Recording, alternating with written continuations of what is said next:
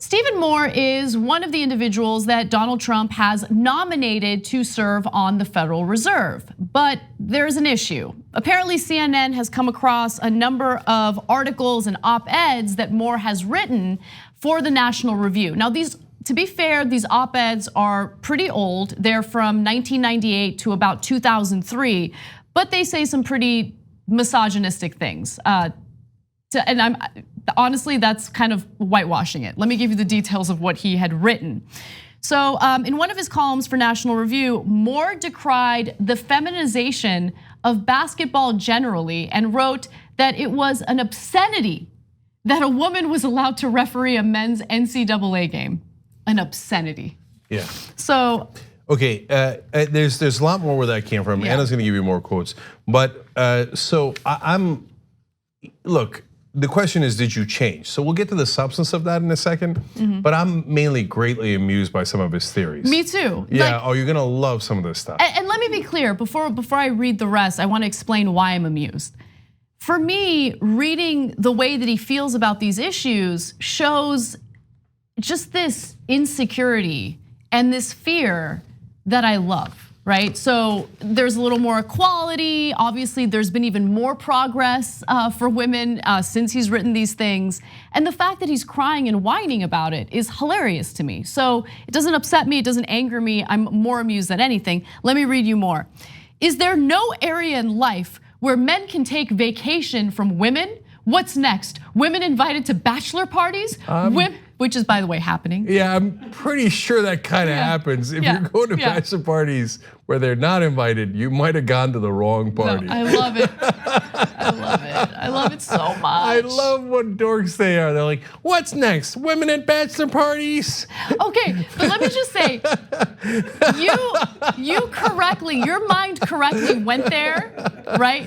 And my mind went to, because I'm a woman, so my mind went to, well, there are a lot of co-ed bachelor parties these days, like where the bride and the groom get their friends together and they all party together. Sure. I mean, no, that happens. No, I know it happens. I'm just saying there's been co-ed bachelor parties for a long time. I know. I didn't think about it in those terms. But apparently not one that Stephen Moore went to. I like the other part of that too. Is there no place where men can take vacations from women? Well, there actually are. West Hollywood in LA, the Village in New York. Yeah, but it's a lot of places where you can take a vacation for women. But what I also find amusing, just giving a woman's perspective on this. So he's trying to make a point about like, us men, we need a break from these women. Yeah, women need a break from you too, trust me, right? So anyway, let me continue. So then he talks about women in combat. Oh yeah, they've done that already. Why can't women ref the women's games and men the men's games? These are the same guys who are always like, American military's #1, baby. Military's so strong. Well, women have been in combat for all that time. What happened? I thought we were supposed to fall apart.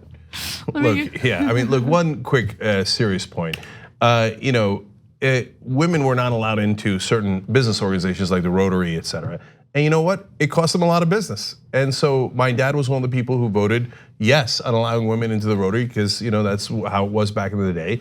And he's like, yes, since they've come, you know what's happened? Nothing, we just do the same thing. We get together, we talk about business, we do some charity, we joke around a little bit, and now they get to do business deals too. But like, why is Stephen Moore and conservatives, why are they so like- It's insecurity. Bothered by that. And dude, nobody's stopping you from going to a steak dinner with 3 of your best male friends. Like there's no law against it. No, there are laws. There are rules and regulations against mail time. You're not allowed to have alone time with your male friends. Okay, we're watching you, Stephen Moore. We're coming for you. It's everything. I know. Look, it's a consistent theme with conservatives. Everything's about them being victims. I know. Why won't women leave me alone? Really, Stephen? That's your top problem? Women won't leave you alone? Okay. So there's more. So he says, no more women refs, no women announcers, no women beer vendors, no women anything. Women anything. No, I know, it's hilarious. There is, of course, an exception to this rule. Women are permitted to participate and if and only if they look like Bonnie Bernstein. The fact that Bonnie knows nothing about basketball is entirely irrelevant. And then he says, Bernstein should wear a halter top. This is a no-brainer, CBS. So I didn't know who she was because I'm not in that world. So I'm guessing he was attracted to her. Here's another solid guess, and I'd put his Federal Reserve Board seat on it. Bonnie Bernstein versus Stephen Moore in basketball trivia. No women allowed. No women allowed in trivia. Okay. It reminds me of like the She-Man Women Haters Club or whatever it was from the Little Rascals. Do you remember that? Yeah, anyway, that's right. Yeah, he's a child. And then Bonnie Bernstein responded and said, or you want halter tops, hit the club scene. You want hoops knowledge, try actually listening. Yes, all right, I'm gonna do more. So look, he says it was a spoof piece and it was from 20 years ago. There were several of them, by the way. Yeah, and it goes on. And I'm gonna say one great one to that. Okay, but and I get that, I get it better than anybody does, right? But did you change Stephen Moore? And so are you now progressive, or even if your politics aren't progressive economically, for example, and you want tax cuts for the rich and you want more wars, okay, but are you, do you reject this point of view and do you now think, women should be allowed to do all these different activities, et cetera?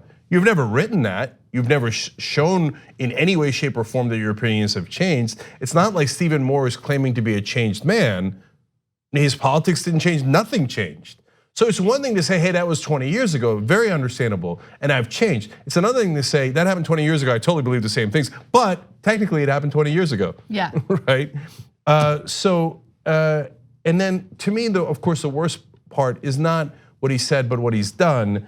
In 2013, they found him in contempt of court for failing to pay his ex-wife more than $330,000 in alimony and child support. Where are the fathers? That's what I want to know. Where are the fathers? So here's the guy preaching personal responsibility, and he wouldn't pay for his kids. They had to lock him out of his own house and threaten to sell it. Then he's like, wait, that affects me. That's my house, I like that house. All right, God damn it, I'll pay my kids, right? So, okay, that's family values apparently from the right wing. And lastly, let's end on fun. I love this screed against peewee soccer. Why? He said it was, quote, particularly insidious. I've always wondered that about peewee soccer. I always had a hunch that it was not just insidious, but particularly insidious. And so why? Because boys and girls play together. So here we go again. He's gonna say, oh my God, why are the boys? Because he keeps talking in a lot of these articles about how women are inferior, and so Venus Williams should not be paid as much as men. She's an inferior tennis player, et cetera. But no, hold the phone. It turns out he thinks at that age, girls are so much better than boys, it's not fair to the boys. Insidious. And he says it would do, quote, irreparable harm to the psyche of America's little boys. Oh my God. Oh, there's such snowflakes. It would never occur to me that my 8-year-old son playing soccer with girls would do irreparable harm to his psyche because the girls are so much better, obviously, at that age. You should put him in therapy. So, and he's amazing, man. Everything is about protecting their tiny, fragile ego. Like, oh no, the girls are better than me. The girls aren't better than me. They're not better than me. Why can't I get a safe space from girls? Okay, this guy is, by the way, not nominated for some, undersecretary position. Federal Reserve Board.